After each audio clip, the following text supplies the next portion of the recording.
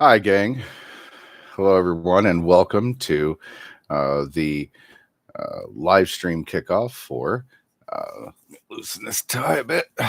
To the live stream kickoff for Cosmic Blind Spot, Why Neil deGrasse Tyson is Wrong About UFOs. Um, this is a very important book right now, I think, in history, because it's the first of its kind that I am aware of. Now, I'm of course always willing to be educated, but if memory serves, I am the first person that I am aware of who has actually had the guts to take Neil deGrasse Tyson on directly. Now, because he often will duck debates, it's kind of hard to know if that's true. Um, and since he came up with the phrase, I don't debate in the past, I'm probably not the first one to wish to debate him on something. However, I think I am the first one to make it not optional that he is going to debate me whether he wanted to or not. And that is, therein lay the value, I think, because he said, I don't debate. Well, you can say that if you like, but his words are out there. I mean, they're so easy to find. And so what I did was I just went around and found all of his statements about why UFOs are real, and his. Can anybody hear me? By the way, I hope you can. Um, but uh, the fact that he wishes to um, say openly, shamelessly, I have not looked at hardly any of the evidence, but here's why it's wrong. I mean, that right there, intellectually disqualified. Now, also, how many people would go to the trouble of taking all of his comments, all of his um, erroneous, disingenuous, and provably false statements, compile them into a book, put his face and his name on the cover, and then offer it to you? I'm not sure there's a lot of people who would have the social courage to do that. And what he did was he picked on the one person who has absolutely nothing to lose. Yeah. And that would be me. And the reason is because I know that I'm not a household name, even in my own household, but I am known for being scientifically correct about controversial things, that I am known for calling out poor logic when it seems to escape the notice of others. I tend to, because I can work as a forensic linguist, I understand how words are used to shape thought. And this is something that he does quite famously, but also in some ways, I believe, quite abusively. And this is why I wanted to write the book. That this is a way of, I have to punch above my weight here, socially speaking, but not intellectually speaking. The facts are the facts. The case is the case. And his words are his words. And I put them all together into this book in a way that if you buy the book, and I am highly encouraging you to buy the book, let's make this number one. Let's make this number one. Let's make our voices collectively heard through this vehicle. This is what I want, is that I want enough people to buy this book that he has to sit up and take notice of it. And he will have to respond in some way to the egregious statements that I am calling out. And and I'll give you an example of just how ridiculous these statements are.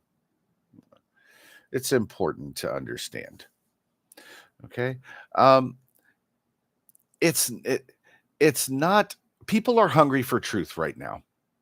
Not the same recycled dismissals that we have heard over and over for years, but this isn't a belief book. It is a logic book. And I'm not asking you to believe in UFOs. I'm asking you to look at the evidence without the blinders that science keeps handing to us and says, put these on, put these on. Now look at it. You see where you are missing most of the pertinent facts. And when we strip away the blinders that science has imposed on us and we start looking at it through the crystal clear lens of logic, oh, wow. A lot of the things that he says are, there's wrong, and then there's damned wrong, and then there's irresponsible. There's just flat out irresponsible statements that not just misrepresent the evidence, but misrepresent science in order to do it. And that saddens me because I am one of the people who are highly affected by this illogical, unfair dismissal of this topic. That whether people like it or not, we get abducted. Aliens are coming here. It's so funny to me where everyone is like, what about that 3-1 Atlas? What if it's alien? Well, first of all, let me just say I'm going to go out on a scientific limb and say I don't believe that it is necessarily anything that is made or operated by extraterrestrials, because from my direct interactions with them, they explain to me they do not travel through linear space. Like that's a stupid human way of doing things. You know, it's like saying, well, the only way to get there is to drive when they just don't know you can fly. That's all. They just don't know how to fly yet. So they think the only way to get there is by trudging the road in a direct linear fashion. And that is not how these species travel interstellar space. It would be impossible to do that because of the lengths of time, the energy requirements, all of these things make that a prohibitive act. So whatever 3-1 Atlas turns out to be, it is my sincere doubt that it is a craft that is live and being operated to perform in this way. But more than that, we have people like Avi Loeb, and everybody's like, oh, he's the cool, like UFO guy. No, he's not. No, he's not. And I'm going to tell you why. Because he has the same logic blindness that everyone else seems to have, which is, oh, let's look at 31 Atlas and, oh, I can tell from millions and millions of miles away that this is made of metal and maybe alien. Sure. But the evidence that's right in front of your face, though, the photographs, the videos, the corroborating evidence from multiple data sources converging onto a single point on this planet, never heard of it, right? No comment. Irresponsible, dishonest, unintellectual, illogical, immature. Immature.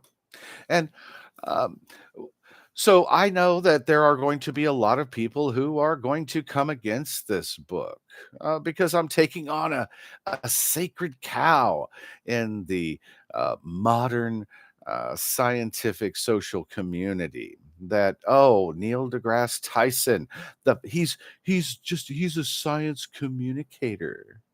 Right, right. And you know what that boils down to?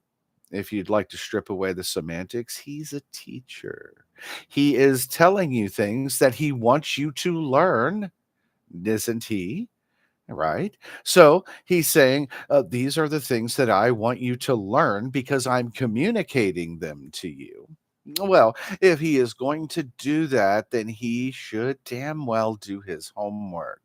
He should perform his due diligence before he begins to flap his trap about it. So when someone tells me, well, he's not a, a field scientist. He's not a teacher. He's just a science communicator. What you're trying to do is you're trying to make excuses for a scientist misrepresenting science. Hey, Garrett, nice to see you. Thanks for being here. Um, but we're not doing that. And let me tell you why it matters. Okay, that's the other thing. I want you to buy the book, but to make your voice known, to make our voice known in a collective fashion, but I want to tell you why it matters. This isn't some personal thing. I do not personally care for uh, Dr. Tyson's personality. I find it to be irritating and abrasive. But there's a lot of people I find that way, and I have no idea uh, or no designs on trying to make memes about them or to call them out or to write books about them. No, I'm content to just avoid them if I can. But in this case, I must directly confront him. And I have, sending him email after email over a period of several weeks, inviting him to debate me on this topic and allow the truth to come out. But you see, he doesn't want the truth to come out because if it does, well, I can't say if anymore. It has come out. But the reason that it matters is because this affects the lives of real people. This isn't a philosophical discussion at a cocktail party. I have lived this reality, and so have thousands, hundreds of thousands of other people on this planet.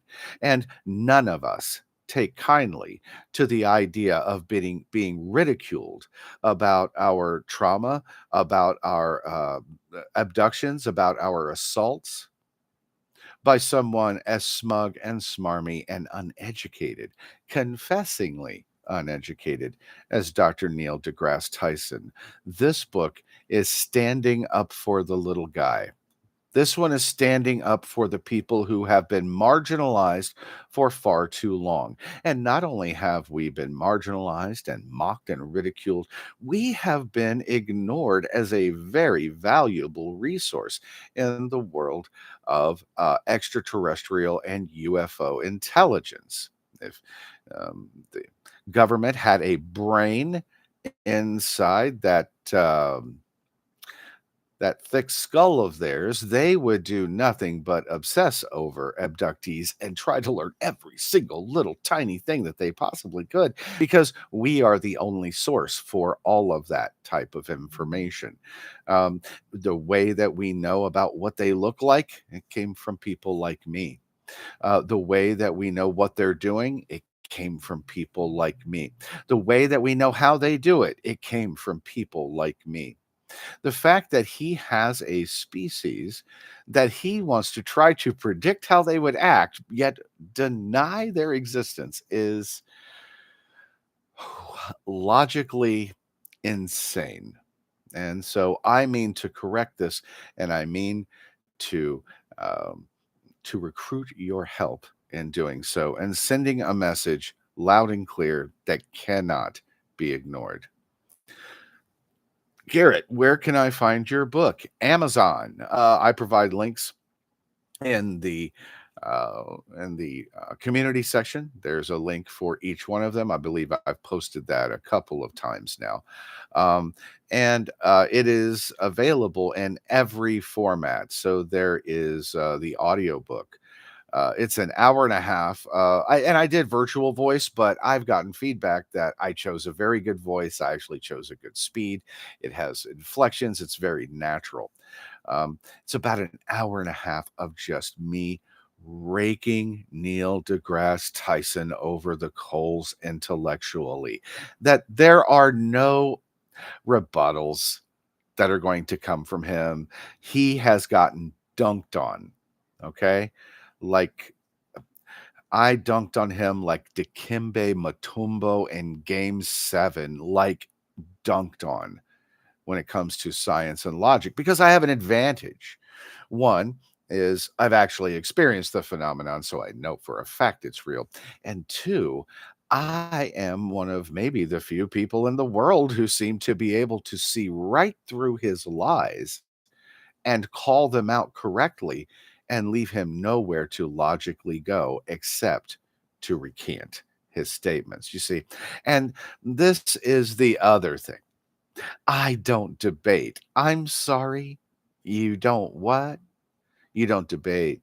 Oh, well, that may seem very cute, but it is not science. When you say I don't debate, you're saying I don't wish to participate in the scientific method. If you do not wish to participate in the scientific method, then please get out and let the adults work. Because in my world, we debate. In the world of science, we debate. Debate is an inherent part of the discipline of science. It is a discipline of challenge. Those who do not wish to be challenged are not scientists. They are protecting their reputation. They are doing public relations, not science. So they are simply trying to protect their reputation. They don't want to lose track of the narrative. They don't want to lose control of what's being spoken. And someone like myself, who is extremely difficult to try to manipulate in that way, well, I'm what he is going to avoid in the world. So the truth and accountability are something that Neil deGrasse Tyson has provably over and over again, repeatedly chosen to avoid. Now, that's not my fault. It's not my fault that he doesn't want to debate. It's not my fault he doesn't want to be held accountable for the words of his mouth. But it would be my fault if I let him get away with it.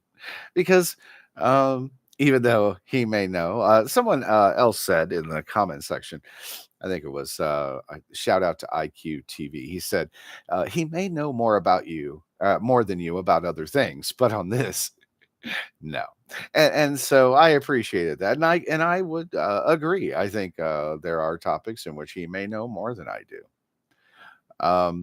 But on this topic, I am unimpeachable. I have the evidence.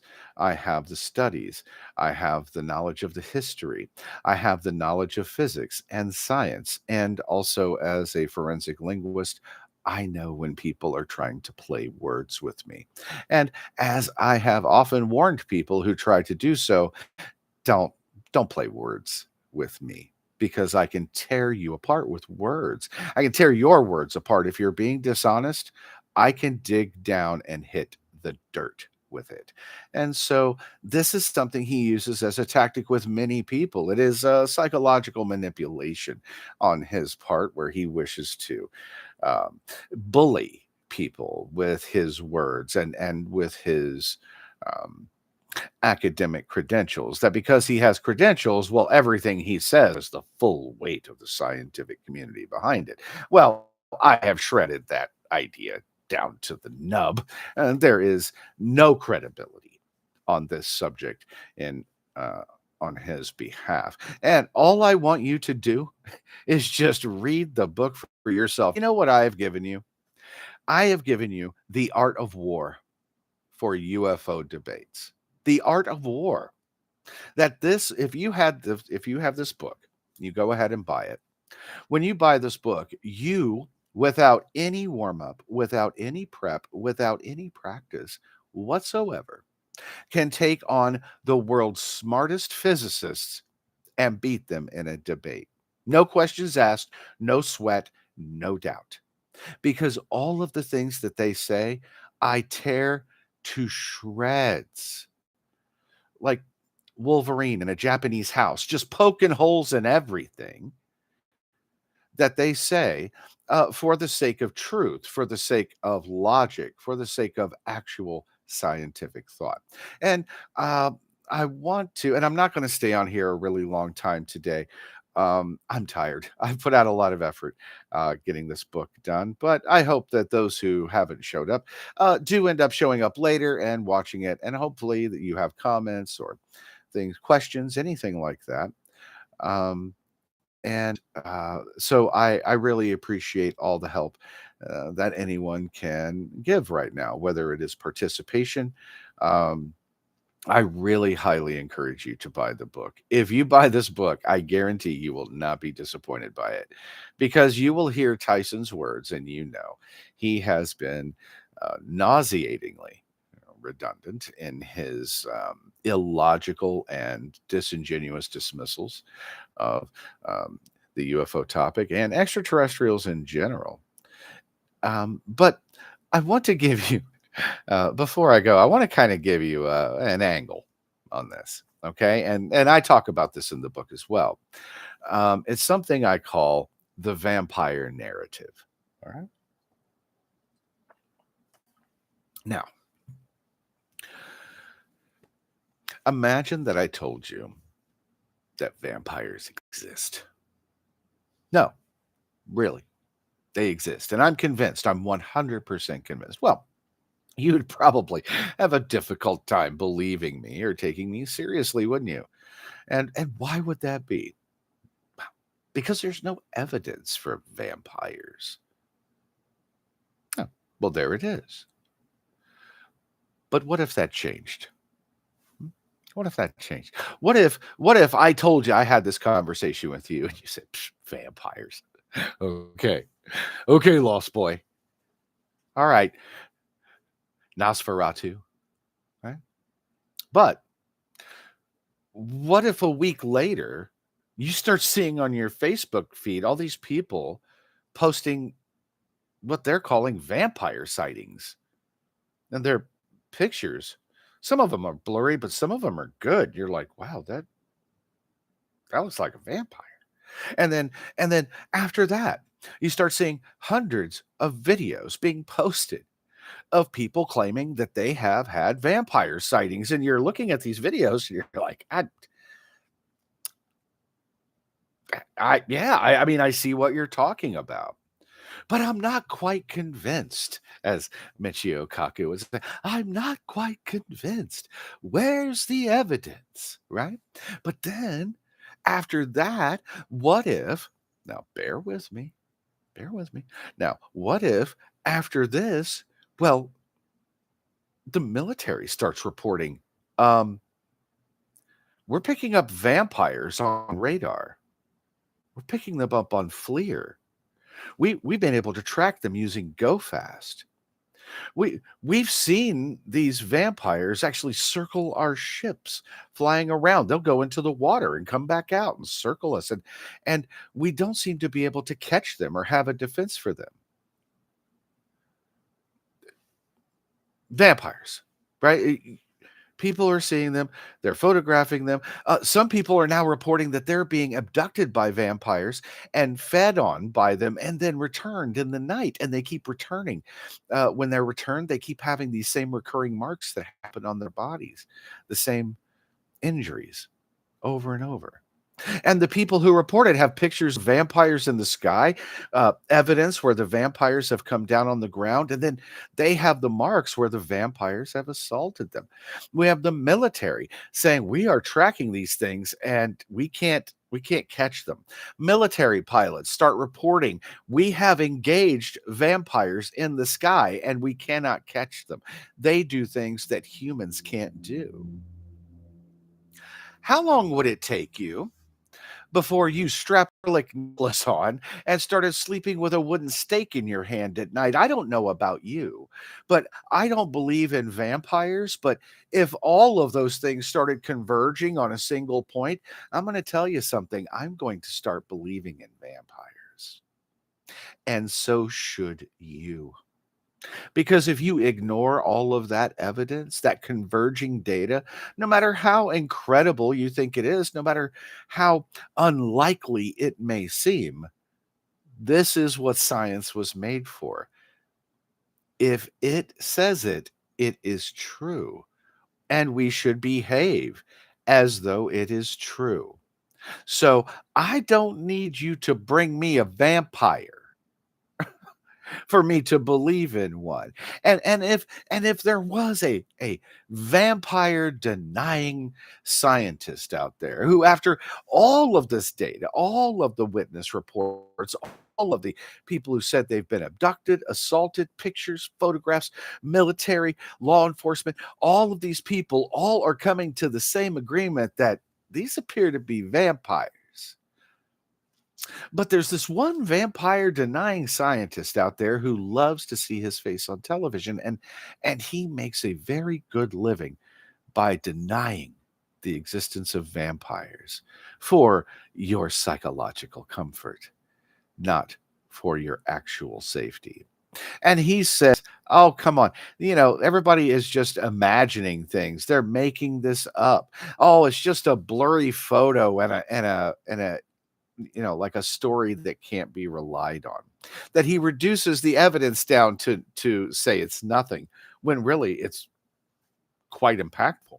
It's quite profound. It's across different platforms. It's recorded in every way that we really have to record anything.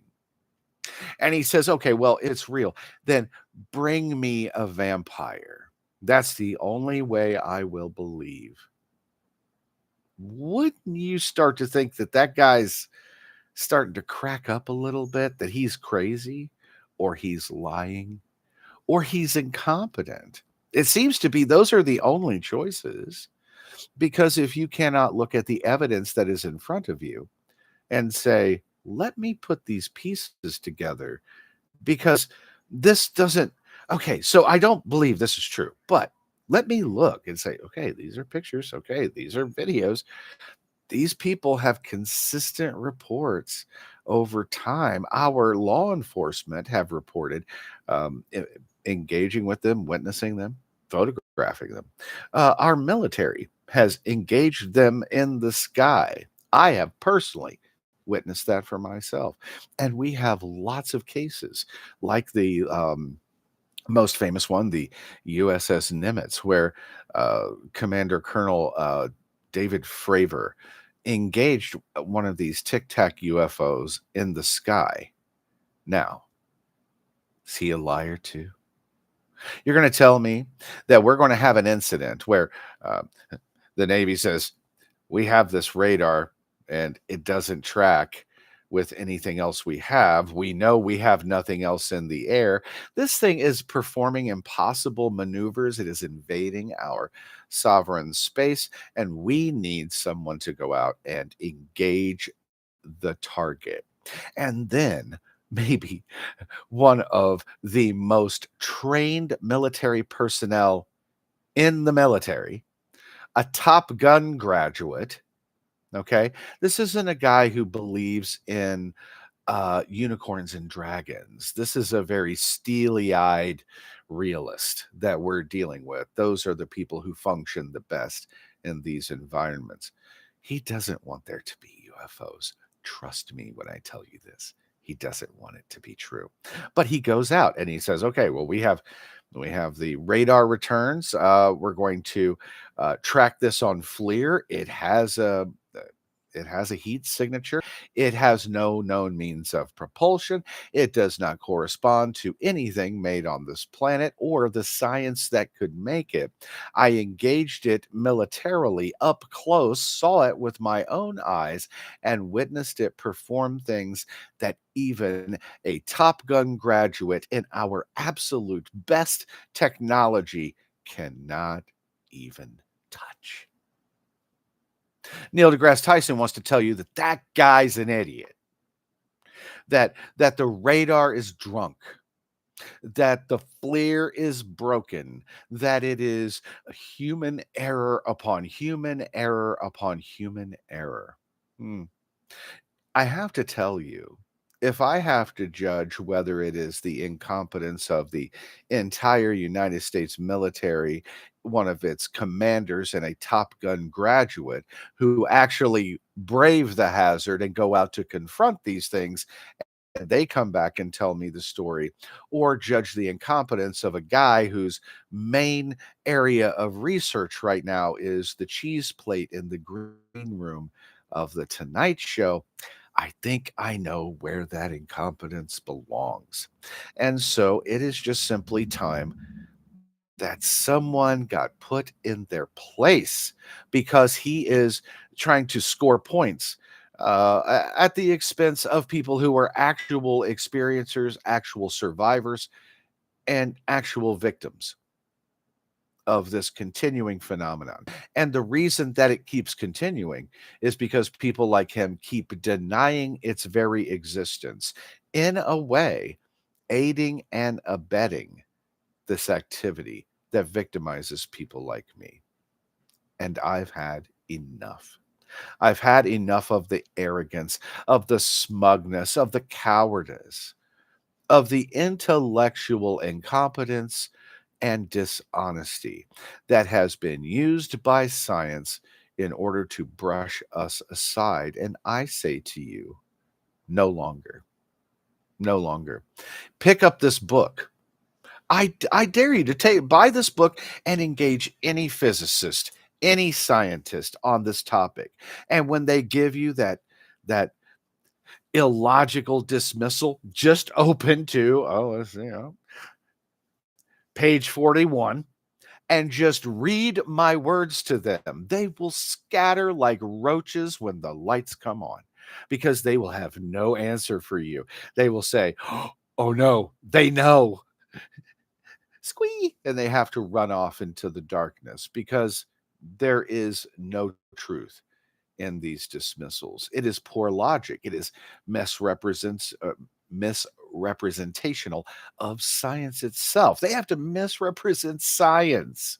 Uh, uh, Famously, he says, "Well, extraordinary claims require extraordinary evidence." Nuh-uh.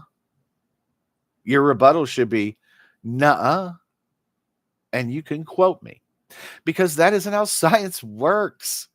It's called Sagan's razor. And I know that he will say, "Oh, well, it was, really meant more as a heuristic." Yeah, sure, play that semantic game if you want to, but you're telling people, and this is what they are coming away with because you say it this way, is that the threshold for evidence goes up depending on your inability to believe the results. Well, that isn't how science works. There are no extraordinary claims in science. That is a subjective value placement over a claim. And science doesn't do that. Science is impartial. We do not place subjective values on a claim. There are just claims. There is also no such thing as extraordinary evidence. There's just evidence or no evidence.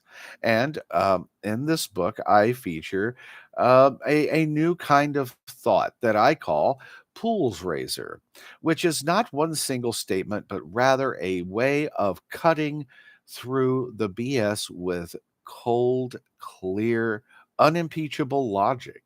And I dare you, any of you, buy the book and ask Neil deGrasse Tyson these questions. Maybe email him, maybe comment on his Star Talk channel and say, "Hey, do you have something to say about this? Can you simply answer a question? Come down off of your mighty throne on top of Mount Disinformation, and can you just simply answer this question? Why would you say this?" You know? And also, the guy who tells you, "Bring me a vampire," has no clue how to tell you how to do it. Don't you think that's interesting? I think that a scientist who says, "Bring me evidence," first of all, is lazy. Secondly, a scientist who says, "Bring me impossible evidence," and then says, and doesn't give you a way to actually go and collect it, is disingenuous. You are being trolled. And I think it's time that we trolled them back with the truth.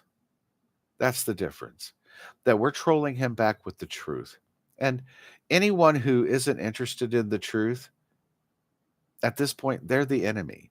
People who would rather glad hand and applaud someone who lies to them, but shadow ban the one person who's risking it all to tell you the truth, they're the enemy.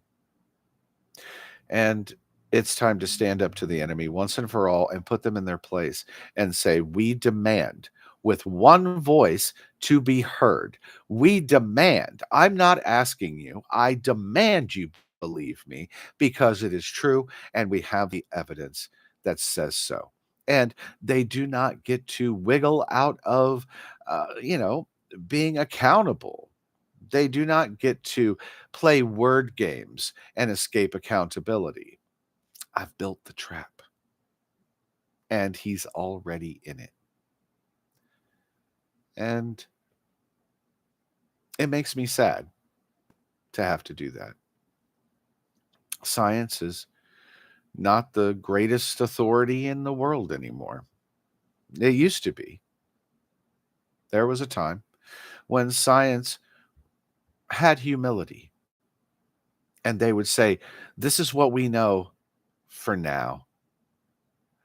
You know, the Albert Einsteins, the Richard Feynmans, the Stephen Hawkings, who had the humility required to look at their work and still say, there are so many things that we don't know. Where has that gone in the world? It's been replaced by the Neil deGrasse Tysons. The loudest is the most correct. Whoever gets the most clicks is right. That seems to be the way it is. And we need to turn this tide. And he needs taken down from his lofty position of authority on a topic he knows nothing about. Anyone who tells you that they've only looked at 1% of the evidence, but they're 99% convinced that it isn't real, is a liar. They are irresponsible. They are abandoning their ethics for the sake of psychological comfort or the safety of public relations. And I have no patience for either anymore, and I will not pretend to. People who have been gaslighters, narcissists, toxic people who engage me, what they find out very quickly is that that doesn't work. That if you're going to come at me, you better bring your receipts because I have mine. And they go deep. And this book is evidence of that, that I have his receipts. I've got him cold. There's no wiggle room. There's no denying he said the things. I'll just say, hey, Jamie, pull that up. Like, it will be easy to prove. There's no dispute about that. But what we need to understand is that this does damage not only to public perception, where we might be able to be more defensive minded. If we have the knowledge, it will create awareness. He wants to keep you asleep. He wants to keep you a victim in waiting. He wants you to be unarmed. Doesn't that sound kind of scary? That somebody like him, instead of saying, hey, I have to say, I've never actually seen a vampire, but I mean, I would go ahead and take the precautions, right? The awareness is what's important here. But not him. He says, you're fine. You know, you're fine. Just go on out and don't pay any attention and don't believe your eyes. Don't believe the evidence. Don't believe the reports. Don't believe the military. Don't believe law enforcement. Believe me. Oh, why should I believe you? Have you really looked into this? No, not really. No. Okay. That guy's crazy and he's going to get you killed by a vampire. So, what I want to do is create awareness that you've never seen one your whole life, which is great. Know that they are out there and be aware. Because if you're not aware, then you can potentially become a victim. Where maybe if you had awareness and you recognize something and you say, oh, I think I'm going to go this way and just go right back home. I'm going to seek safety. Things like this, that if you read other books like my book, Beneath the Haunted Sky, The Evidence for Alien Abduction, I tell you how you can reduce the chances of abduction. I also take on other irresponsible things that he says that I mean. borderline criminally irresponsible, born out of simple ignorance and arrogance. And boy, isn't it no coincidence how often those two things go together. But he not only he, but also Michio Kaku are like, hey, next time you're abducted, grab something off the ship, grab an ashtray, pull a stereo knob, stick it in your pocket. Are you are you kidding me right now by saying that? You're going to tell people who are in the middle of being abducted, assaulted, and traumatized, you know what you should do? You should endanger your life. You should try to steal something. Like, this isn't a convenience store in a little town. This is an alien spacecraft, and these are beings who are very serious. They are highly intelligent and highly perceptive. Why would you advise people to do something that could escalate a situation? What if doing that, taking something or trying to take something and you get caught, that could escalate that out of control when it normally would have just been okay. You could have gotten through it.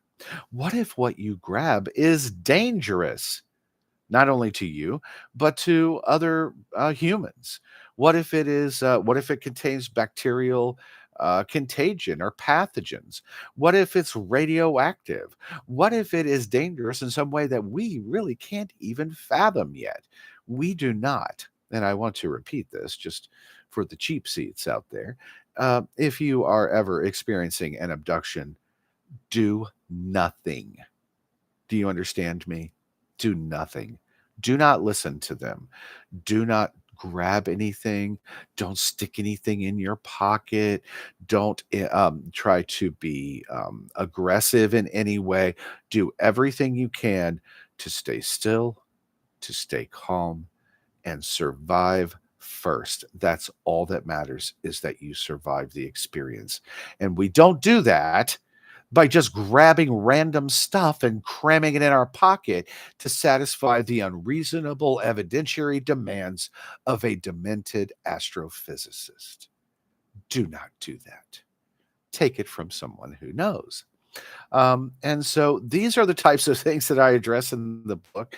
And it is my most sincere wish that you pick it up and not just read it, but you internalize it, that you spread this information to others, that we become a big club of people that can no longer be pushed around by the lies that have been told to us by science on this topic. And I somehow already it's the number one new release in cosmology. After only a couple of days, it's already the number one new release. I would invite you to keep that trend going and let's take this book up to number one in astronomy and in UFOs. We need to send a very strong message to Neil deGrasse Tyson that his time is up. I hope you've enjoyed the live stream today. I kind of went on a little longer than I had planned to, but I wanted to get these points out to you, and I want to do it in a way that you can accept, that you can appreciate, and you know that I am taking this topic and you very seriously. And I appreciate all of you, whether you're late or whether you're on time. But I really do encourage you, please take the time, go to the links that are in the community section. I'll even put them in the description of this live, and click and get that book as soon as possible, because the sooner that you are informed, the more formidable of a force you will be, not just in human science and their double speak and their manipulation and their deception, but hopefully it will increase your awareness about our upstairs neighbors. Trust me when I tell you, vampires exist. All right. So we need to start behaving as though they do.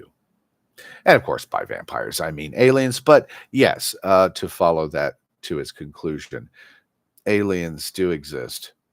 It's been proven. And anyone who is in the scientific community who would dare dispute this are unworthy of their credentials and they are worthy of efforts like my book, calling them out with their name and their face on the cover of it.